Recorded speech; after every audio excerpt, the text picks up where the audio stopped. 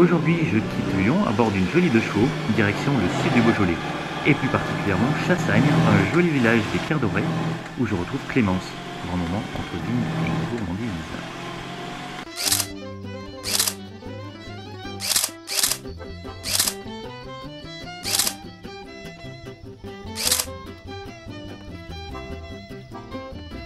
Bonjour, je suis Clémence, la fondatrice de Le Bon Gustave.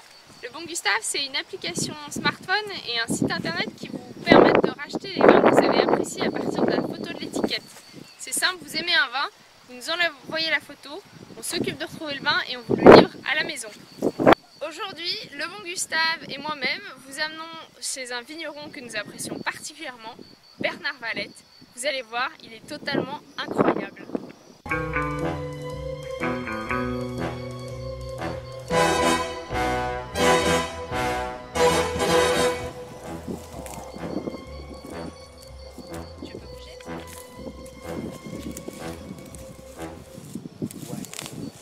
Alors c'est des pieds qui ont quel âge? Une trentaine d'années. Bernard pourra vous dire exactement la date. Planté en 1990. Ah bah oui, j'avais raison. Très beau millésime. On ne met pas une charge trop importante, donc on n'égrappe pas et on laisse pousser. Bernard, vous nous disiez que c'était une aventure familiale ce domaine. Oui, mes grands-parents ont acheté ce hameau il y a un peu moins d'un siècle. Et autour de ce hameau, il y a 30 hectares d'un seul tenant. Voilà, nous, avec Agnès, on s'occupe de 10 hectares d'un seul tenant également, dont 7 de vignes. Voilà, c'est un tout, on vit tous ensemble. Les vignes, le terroir, les vins, nous, on est tous ensemble. Voilà, c'est super sympa. 2 ruches qui vont arriver là. D'accord. 2 ruches ouarées qui vont arriver, des ruches de pollinisation. Et voilà, on espère que les abeilles seront heureuses là, et qu'elles nous apporteront un supplément de vie de par la pollinisation qu'elles apporteront aux fruits, aux fleurs, à ce lieu.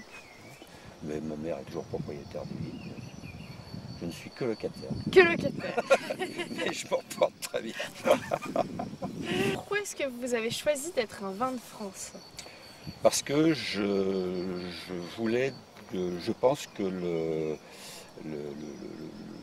terroir, les cépages, les vins sont beaucoup plus libres de s'exprimer, d'aller à l'endroit où ils veulent aller pendant les vinifications. Nous, on fait des vinifications accompagnatrices et surtout pas directrices ou techniques. Donc le vin choisit l'endroit où il souhaite se diriger et s'arrêter. En général, il choisit le bon endroit. Alors que le vigneron que je suis n'aurait peut-être pas obligatoirement choisi le meilleur endroit pour le vin. Donc souvent on a des bonnes surprises à travers ça. Ça ne veut pas dire que le vin ne pourra pas être à l'intérieur du cadre de l'appellation, mais c'est lui qui a choisi d'y aller, c'est pas moi qui l'ai obligé. Voilà, Bernard, vous faites du vin de manière naturelle. Est-ce que vous pourriez m'expliquer un petit peu ce que ça représente pour vous, cette vinification de manière naturelle? Oui, alors, bon, il n'y a pas de réglementation, il n'y a pas de règlement sur les vins nature, hein, mais bon, de vinifier de manière naturelle, c'est n'utiliser aucun intrant dans le vin. Déjà, on a du vin qui n'a pas reçu de pesticides de synthèse. Disons qu'on ne se met pas dans une situation de maladie, mais plutôt dans une situation de santé. On n'est pas dans une situation de contrôle de la nature, mais de renforcement de la nature. Voilà, après l'élevage, on fait un élevage si possible sans soufre. Les vins de 2016 là, qui vont être mis en bouteille prochainement, n'ont reçu aucun intrant, n'ont pas de soufre. Si on a une filtration à faire, on la fait de manière très légère. Et voilà, on fait même plus de dégazage maintenant sur les vins. Bon, par contre, on va utiliser des bouchons de grande qualité qui contribuent aussi à la qualité finale du vin. Oui, voilà, c'est tout. En fait, c'est du jus de raisin fermenté, c'est suivre l'évolution de la nature du début jusqu'à la fin, et ce avec quand même un passé. Alors Olivier, une petite particularité de cette cave, les jarres. Donc dans cette jarre qui vient de Géorgie, qui a sans doute au moins 2 siècles, jarre en terre cuite, donc microporeuse, qui laisse le vin s'oxyder à son rythme. On a cette forme d'œuf qui crée un mouvement de convection du liquide qui est à l'intérieur, où le vin remonte latéralement et redescend au centre en faisant un vortex, ce qui a pour but d'autodynamiser le liquide qui est à l'intérieur, donc le vin. Ça permet au vin de se conserver sans aucun additif. Là, on fait vraiment une cuvée plus que nature, il n'y a rien, c'est mis en bouteille manuellement, bouché manuellement également. Donc, et on s'aperçoit que ce sont des vins qui défient complètement les lois de l'œnologie actuelle.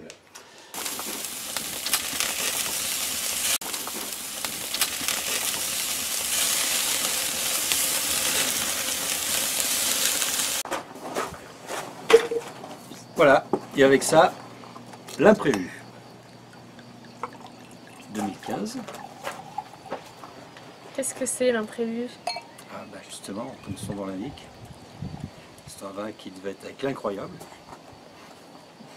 Toujours des noms. Des noms d'appellation. On voyage. Et voilà, comme ils avaient une personnalité qui était très, très forte chacun, on les assemblait, mais ils n'avaient pas envie de s'assembler, donc on a fait 2 cuvées, tout simplement. Merveilleux.